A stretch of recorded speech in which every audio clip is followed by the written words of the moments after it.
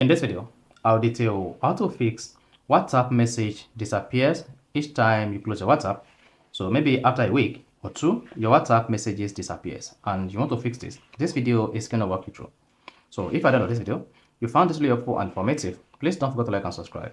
Now to fix WhatsApp message disappear on iPhone, what you just need to do is open the WhatsApp application. Then once you open it, look at the settings icon at the bottom right and click on that. Now I want to scroll down and click on privacy. Once you click on privacy, scroll down, locate disappearing messages, then tap default message timer.